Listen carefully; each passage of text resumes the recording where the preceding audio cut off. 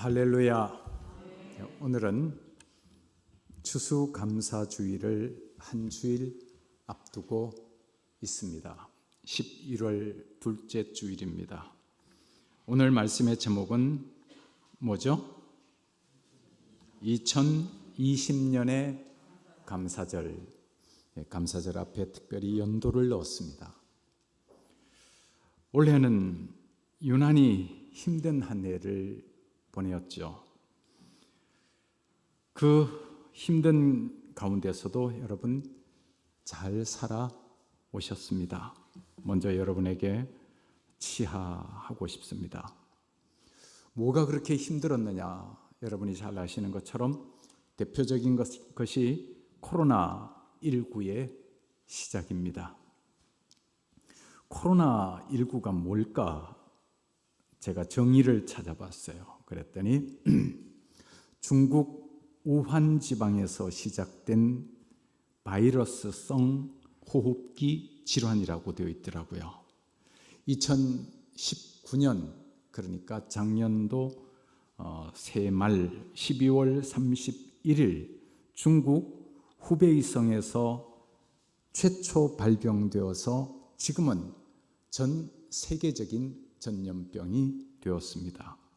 우리나라도 2020년 1월 20일 우한에서 인천공항으로 입국한 중국 여성을 시작으로 1월 24일 우한에서 입국한 55세 한국 남성을 거쳐서 여러분이 잘 아시는 것처럼 대구 지역 집단 발병, 신천지 그 집단에 의한 집단 발병을 거쳐서 지난 1여 년 동안 마스크를 끼고 예배를 드리고 예배도 마음 놓고 드리지 못하고 찬송도 마음껏 드리지 못하고 함께 교제도 나누지 못하는 그런 혹독한 시간을 보냈습니다. 지금까지 단 한 번도 경험한 적이 없는 온라인 예배를 드리라고 강요함으로 말미암아서 예배당 안에서의 온전한 예배가 타격을 받았습니다. 수많은 경제적 타격과 우울증을 동반하기도 했고 사람을 만나는 것이 불안한 시대가 되어버렸습니다. 지금까지 살면서 한 번도 경험하지 못한 힘든 시기를 아직도 보내고 있습니다. 그 와중 속에 교회가 사회의 지탄을 받기도 했었습니다. 아직도 전 세계적으로 큰 위기 가운데 처해 있습니다. 이런 가운데서 우리는 감사의 계절을 맞이했습니다. 감사할 일보다는 원망할 일이 훨씬 더 많은데도 말입니다. 코로나로 인한 경제적인 손실도 이루 말할 수가 없습니다. 관광업계의 파산 소식, 세계를 무대로 관광 가이드를 하던 사람이 쓴 글이 몹시 가슴이 아팠습니다. 하루아침에 실직을 하고 여러 힘든 막 노동을 거쳐서 택배를 하면서 힘들어했던 글들을 읽어본 적이 있습니다. 그런가 하면 항공기 조종사도 또 역시 아마 택배가 이렇게 취직하기가 그렇게 어렵지 않은지 자기가 항공기 비행기 조종관을 잡다가 택배 물량을 옮기면서 참 힘든 시기를 보내고 있다 하는 그런 글도 심심치 않게 올라오고 있습니다. 자영업자의 고통, 실직의 아픔은 개개인의 삶을 송두리째 무너뜨리고 있습니다. 교회도 마찬가지입니다. 수많은 교역자들이 교회를 떠났고 또 교인들도 교회 예배 참석 안 해도 되는 것처럼 생각하는 분위기도 있는 것이 사실입니다. 그럼에도 불구하고 올해도 어김없이 감사절은 다가오고 있습니다. 바로 다음 주일이 추수감사주일입니다. 이런 혼란한 상황 속에서도 우리는 감사할 수 있을까? 감사해야 된다면 도대체 무엇을 감사해야 될 것인가? 예화 하나를 소개합니다. 한 소녀가 산길을 걷다가 나비 한 마리가 거미줄에 걸려 바둥거리는 것을 발견하고는 가시덤불을 헤치고 힘들게 들어가서 그 나비를 구해 주었습니다. 나비는 마치 춤을 추듯 훨훨 날아갔지만 소녀의 팔과 다리는 가시에 찔린 자리에서 피가 흘러내렸습니다. 멀리 날아간 줄 알았던 나비가 순식간에 천사로 변하더니 소녀에게 다가왔습니다. 천사는 자기를 구해준 소녀에게 감사하며 무슨 소원이든지 한 가지 소원을 들어주겠다고 합니다. 그랬더니 이 소녀가 뭐라고 대답을 했는가 하면 이 세상에서 가장 행복한 사람이 되게 해주세요. 그때 천사는 소녀의 귀에 무슨 말인지를 소근거리고 떠났습니다. 소녀는 자라서 어른이 되고 결혼을 해서 엄마가 되고 할머니가 되도록 그야말로 세상 사람들이 보기에 참 행복한 삶을 살았습니다. 그의 곁에는 언제나 좋은 사람들이 있었고 행복하게 살아가는 그녀를 사람들은 부러운 눈으로 쳐다보았습니다. 세월이 흘러 예쁜 소녀가 백발의 할머니가 되어 임종을 코앞에 두었습니다. 사람들은 입을 모아서 할머니가 죽기 전 평생 행복하게 살 수 있었던 비결이 무엇인지를 물었습니다.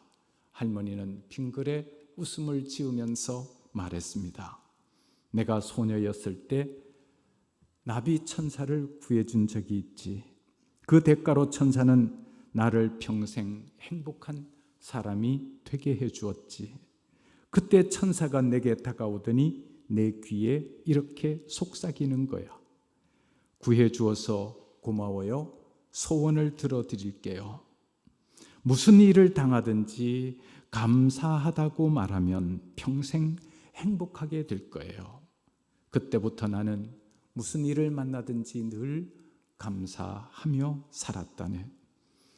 정말 평생 행복했고 천사가 내 소원을 들어준 게 아니라 누구든지 주어진 현실 속에서 감사를 할 줄 안다면 세상은 우리에게 행복을 줄 것이야.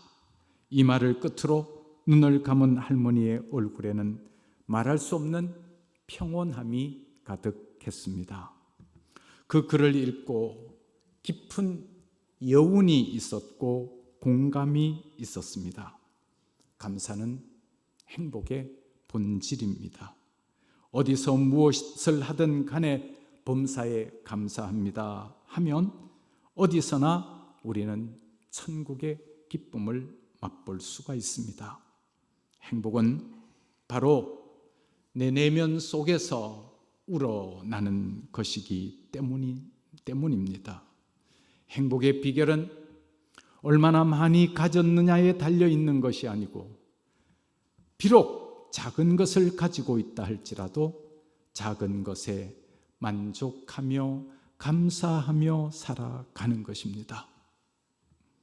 참된 행복은 지금 나에게 주어진 그 상황 속에서 성경의 표현대로 말하면 풍부에 처할 줄도 알고 비천에 처할 줄도 알아 스스로 자족하기를 배웠다고 고백했던 바울처럼 나에게 주어진 삶을 감사하며 만족하며 살아갈 때 거기에 진정한 행복이 피어나는 것입니다. 그런데 요즘은 사람들이 정보화 시대가 되어서 제가 안타까운 것 가운데 하나가 사람들이 비교하면서 너무 잘 불행을 느낀다는 거예요. 인스타그램이라고 하는 그런 데서도 나는 이렇게 행복하다, 나는 이렇게 좋은 자동차를 샀다, 나는 이렇게 좋은 명품 백을 샀다, 이렇게 사람들이 자랑하니까 사람들이 그것을 보면서 자기도 모르게 비교에 덫에 빠지게 되고 비교하면서 만족을 잃어버리고, 다른 사람들은 저렇게 잘 사는데 나는 왜 이렇게 비참하게 사는가 하고 불행의 덫에 빠지게 되는 현상이 목사인 저로서는 참 안타깝습니다. 비록 적은 것을 가져도 만족을 배울 수 있다면 참 행복할 텐데 하는 아쉬움이 이 감사절을 맞으면서 제가 깊이 느끼게 됩니다. 오늘 본문은 이스라엘 백성들이 출애굽 여정기의 끝부분에 해당되는데, 가나안 입성을 앞두고 회고와 전망을 하는 부분입니다. 그런데 오늘 이 말씀을 보니까 여기에 참 감사가 있구나 하는 것을 느끼게 되었습니다. 오늘 신명기 8장 2절 말씀에 보면 이렇게 되어 있습니다. 내 하나님 여호와께서 이 40년 동안에 내게 광야길을 걷게 하신 것을 기억하라. 이는 너를 낮추시며 너를 시험하사 내 마음이 어떠한지 그 명령을 지키는지 지키지 않는지 알려 하심이라.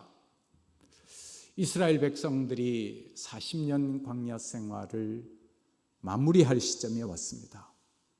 이 마무리할 시점에 와서 하나님께서 이스라엘 백성들에게 말씀하십니다. 모세를 통해서 말씀하십니다. 이 40년 동안에 광야길을 걷게 하신 것을 기억하라. 제가 이 부분에서 이런 생각을 했습니다. 저와 여러분이 살아가는 1년 1년은 광야 생활과 너무도 흡사합니다. 광야는 우리가 쉽사리 살아갈 수 있는 곳이 광야가 아닙니다. 광야에는 차가운 바람이 있고 추운 날씨가 있고 사나운 맹수가 있기도 하고 황폐합니다. 사막입니다. 그게 광야입니다. 어쩌면 인생이 살아가는 게 광야와 참 흡사하다 하는 생각을 합니다. 그런데 하나님께서 이스라엘 백성들에게 40년 동안 광야 생활을 하게 하신 목적에 대해서 말씀하십니다. 이 40년 동안에 내게 광야길을 걷게 하신 것을 기억하라. 목적은 바로 이는 너를 낮추시며 겸손하게 하기 위함입니다.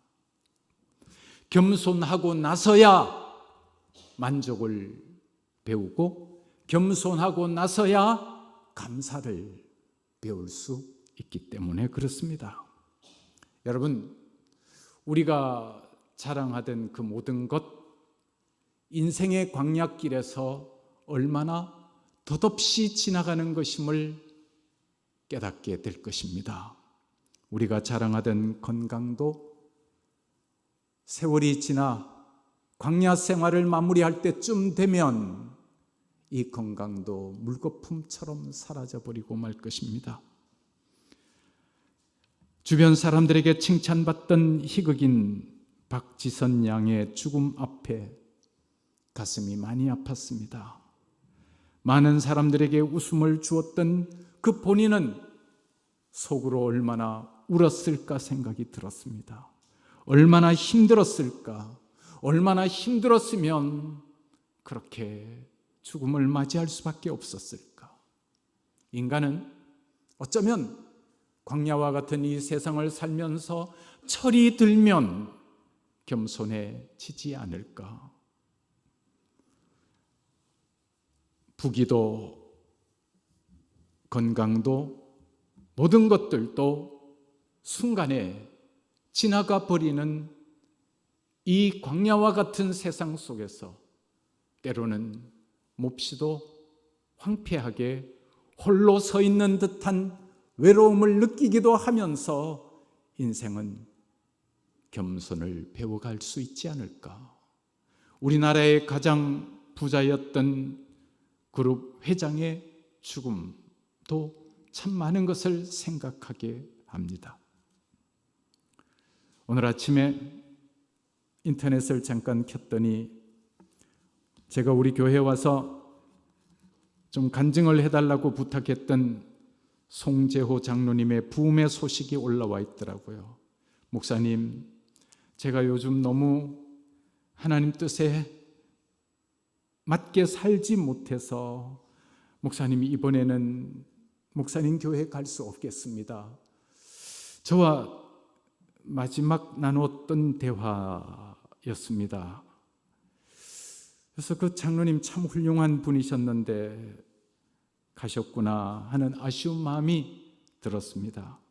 그러면서 맞아, 인생이라고 하는 광야 생활을 거치면서 인간은 부귀도 권세도 영화도 어느 한순간 다 내려놓아야 될 수밖에 없는 연약한 존재가 인간이요, 또한 인간 존재를 직시하게 될 때 인간은 겸손해질 수밖에 없겠다. 그러면 이 낮춤이라고 하는 것이 오늘 이 본문 가운데 굉장히 중요하게 와닿고 있습니다. 2절에 보면 이는 너를 낮추시며, 3절에도 보면 너를 낮추시며 나와 있죠. 쭉 지나가서 16절 말씀에 가보면 내 조상들도 알지 못하던 만나를 광야에서 내게 먹이셨나니 이는 다 너를, 그 다음에요, 낮추시며. 하나님께서 광야와 같은 이 세상을 살게 하면서 저와 여러분이 회복하기를 원하는 것이 바로 겸손이었습니다. 그러면 왜 하나님께서는 저와 여러분을 낮추시기를 원하셨을까? 겸손하면 어떤 일이 생길까요? 오늘 이 말씀을 보죠. 2절로 다시 돌아가 봅니다. 이는 너를 낮추시며 너를 시험하사 내 마음이 어떠한지 그 명령을 지키는지 지키지 않는지 알려 하심이라. 하나님께서 우리를 낮추시는 것은 하나님의 말씀을 지키는지 안 지키는지 알게 하기 위함이시라네요. 또 3절에도 마찬가지입니다. 너를 낮추시며 너를 줄이게 하시며 또 너도 알지 못하며 내 조상들도 알지 못하던 만나를 내게 먹이신 것은, 그 다음 말씀이 중요합니다. 사람이 떡으로만 사는 것이 아니요 여호와의 입에서 나오는 모든 말씀으로 사는 줄을 내가 알게 하려 하심이니라. 할렐루야. 하나님께서 저와 여러분을 낮추시는 것은 하나님의 말씀을 지키게 하심이며 하나님을 진심으로 섬기게 하심이었습니다. 하나님을 섬기고 하나님의 말씀으로 사는 영적 존재임을 깨닫게 하기 위해서 하나님께서는 광야와 같은 세상 속에서 저와 여러분들이 때때로 시련을 당하고 그 시련 속에서 하나님의 말씀을 지키게 하기 위함이시라는 겁니다. 우리가 살아가면서 참으로 시련을 만나면, 어려운 일을 만나면 하나님을 의지하게 됩니다. 또 하나님 앞에 기도하게 됩니다. 사람은 떡으로만 사는 존재가 아닙니다. 우리 예수님께서 이 땅에 오셨을 때 40일간 금식 기도하신 적이 있습니다. 40일을 굶주린 후에 얼마나 배가 고팠겠습니까? 그때 사탄이 예수님을 유혹합니다. 이 돌덩어리를 떡이 되게 하라. 그때 예수님이 하신 말씀이 바로 신명기 8장의 말씀을 인용하십니다. 사람이 떡으로만 사는 것이 아니요 여호와의 입에서 나오는 모든 말씀으로 사는 영적 존재니라. 인간은 하나님의 말씀으로 살아가는 영적 존재입니다. 그리고 하나님께서는 단지 저와 여러분을 낮추시기 위한 것이 근본 목적은 아니었습니다. 하나님께서는 우리를 낮추게 하셔서 16절 말씀에 보면 이는 다 너를 낮추시며 그 다음에요 너를 시험하사 마침내 내게 복을 주려 하심이었느니라. 할렐루야. 저와 여러분이 겸손함을 찾아서 하나님의 말씀을 의지하고 하나님을 온전히 바라보기 시작하면 하나님께서 마침내 저와 여러분을 복 주시겠다는 전망도 희망도 저와 여러분에게 함께 주신다는 사실입니다. 우리는 지난 1년의 삶이 광야와 너무도 흡사했습니다. 이 광야 생활을 거치면서 수많은 사람들이 믿음으로부터 떨어지기도 했습니다. 그런데 사실은 하나님께서 원하시는 것은 이러한 시련의 골짜기를 지나면서 인간이 더욱더 하나님께로 돌아오기를 바랐는데 결과적으로 많은 사람들이 몸된 교회를 떠나게 되는 안타까운 현상을 초래하고 말았습니다. 그것은 잘못하는 일입니다. 온라인으로 예배를 드리는 교우 여러분들이요, 이제는 교회로 직접 나오시기를 제가 부탁을 드립니다. 하나님 앞에서 온라인으로 드리는 예배는 불완전한 예배입니다. 몸이 와야 되고 마음이 와야 됩니다. 그래서 특이한 기회에 특이한 방법으로 잠시 우리가 예배를 온라인으로 드리기는 했지만 이제는 어지간하면 이제 다음 주 추수감사제를 기점으로 해서 어지간하면 나오십시오. 저는 아무리 생각해도 교회가 위험한 곳이라고는, 다른 곳보다 더 위험한 곳이라고는 생각지 않습니다. 우리 행복한 교회는 위생을 철저하게 하겠습니다. 소독도 철저하게 하겠습니다. 그리고 개개인에 대한 체크도 하겠습니다. 이제 다음 주부터 우리 예배를 온전히 회복하십시다.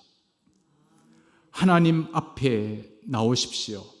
하나님께서, 저는 이런 생각을 해봤습니다. 광야와 같은 이 세상을 살아가는데 그 광야 생활 속에서 먹이고 입히시는 분은 누구일까?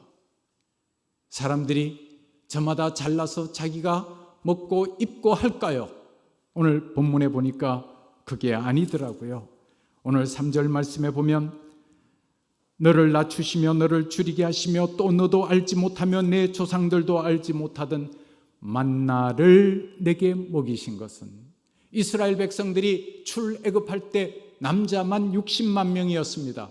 여자와 아이들까지 합치면 200만 명이 다 돼가는 사람들이었습니다. 그 200만 명이 다 돼가는 사람들을 누가 먹이셨습니까? 어떻게 먹일 수 있습니까? 하나님께서 만나를 내려주셨습니다. 이들이 고기가 먹고 싶다고 불평할 때 메추라기를 몰아오신 분도 하나님이셨습니다. 그들이 물이 없어서 원망하고 불평할 때 반석에서 물을 나게 하신 분도 하나님이셨습니다. 또 입히시고 40년 동안에 하나님은 이스라엘 백성들을 어떻게 입히셨을까? 여러분 궁금하지요? 40년 동안 똑같은 옷만 입을 수 없지 않겠습니까? 40년 동안 입으면 얼마나 낡아지고 헤어지겠습니까? 그런데 오늘 성경에는 이렇게 말씀합니다. 4절 말씀에 이 40년 동안에 내 의복이 헤어지지 아니하였고 내 발이 부르트지 아니하였느니라. 하나님께서 40년 동안 입히시고 신기셨다는 사실입니다. 그래서 저는 이 말씀을 이렇게 해석했습니다. 하나님께서 40년 동안 먹이고 낡아지지 않는 새 옷으로 입히고 떨어지지 않는 새 신발로 신기셨다. 할렐루야. 그 하나님께서 우리에게 이렇게 말씀하십니다. 6절 말씀에 내 하나님 여호와의 명령을 지켜 그의 길을 따라가며 그를 경외할지니라. 할렐루야. 하나님 여호와의 명령을 지켜 그의 길을 따라가며 하나님을 경외하라. 이것이 하나님께서 우리를 먹이고 입히시고 신기시고 우리를 겸손케 하시는 하나님의 의도였습니다. 그 하나님께서 뭐라고 말씀하시는가 하면 16절 말씀에 이는 다 너를 낮추시며 너를 시험하사 마침내 내게 복을 주려 하심이었느니라. 마침내는 하나님께서 사랑하는 저와 여러분에게 복을 주시겠다고 말씀하십니다. 오늘 이 말씀을 듣는 여러분, 또 온라인으로 이 예배를 보시는 여러분, 돌아오십시오. 하나님께로 돌아오십시오. 그러면 하나님께서 그를 경외하라고 말씀하십니다. 하나님을 경외하라고 말씀하십니다. 그러므로 하나님께로 나와야 합니다. 그러면 하나님께서 어떻게 하실까요? 어떤 복을 주실까요? 7절에 보면 내 하나님 여호와께서 너를 그 다음에요 아름다운 땅에 이르게 하시나니 그곳은 골짜기든지 산지든지 시내와 분천과 샘이 흐르고, 더 아름다운 말씀이 계속됩니다. 밀과 보리의 소산지요 포도와 무화과와 석류와 감람나무와 꿀의 소산지라. 9절입니다. 내가 먹을 것에 모자람이 없고 내게 아무 부족함이 없는 땅이며 그 땅의 돌은 철이요 산에서는 동을 캘 것이라. 철과 동이 얼마나 귀했는데 땅의 돌은 철이 되고 산에서는 동을 캘 것이라. 먹을 것에 부족함이 없을 것이라. 그리고 10절입니다. 내가 먹어서 배부르고 내 하나님 여호와께서 옥토를 내게 주셨으므로 말미암아 그를 찬송하리라. 하나님을 찬송하고 하나님을 감사하리라. 그러니 너희들 이 골짜기를 지금까지, 이 광야를 지금까지 잘 살아왔다. 이제 너희를 낮추어서 하나님을 경외하고 너희를 낮추어서 하나님께 기도하게 하고 인생의 절박한 골짜기를 지나게 했으니 이제는 너희가 나를 온전히 경외하고 나를 의지하면 내가 너에게 부족함이 없는 땅으로 인도할 것이다 약속하고 있습니다. 시편 23편이 또 올랐습니다. 여호와는 나의 목자시니 내가 부족함이 없으리로다. 그가 나를 푸른 초장과 잔잔한 물가로 인도하시는도다. 조금 더 내려가서 내가 사망의 음침한 골짜기로 다닐지라도 해를 두려워하지 않을 것은 주께서 나와 함께 하심이라. 사랑하는 성도 여러분, 금년도 얼마나 많은 사망의 골짜기를 지났습니까? 얼마나 혼자서는 힘든 사망의 음침한 골짜기를 지나오셨습니까? 실직의 골짜기, 인간관계의 골짜기, 직장에서의 갈등, 질병의 골짜기, 여러 가지 힘든 골짜기를 지나오셨습니까? 이제 그 가운데서도 그래, 하나님이 나를 먹이시고 하나님이 나를 입히시고 하나님이 나를 신기셨다고 고백할 때, 겸손하게 하나님 앞에 고백할 때 하나님께서는 저와 여러분에게 복을 주실 것입니다. 부족함이 없는 곳으로 인도하실 것입니다. 그리고 복을 바라보면서 저와 여러분에게 들어가야 될 복된 땅 가나안을 바라보면서 힘을 내라, 용기를 내라, 그리고 하나님을 찬양하라, 하나님께 감사하라 라고 말씀하십니다. 하나님께서는 이스라엘 백성을 인도하실 때 진퇴양난의 고비를 맞게도 하셨습니다. 출애굽해서 나갔더니 앞에는 홍해가 가로막혀 있고 뒤에는 바로의 군대가 따라오고 있었습니다.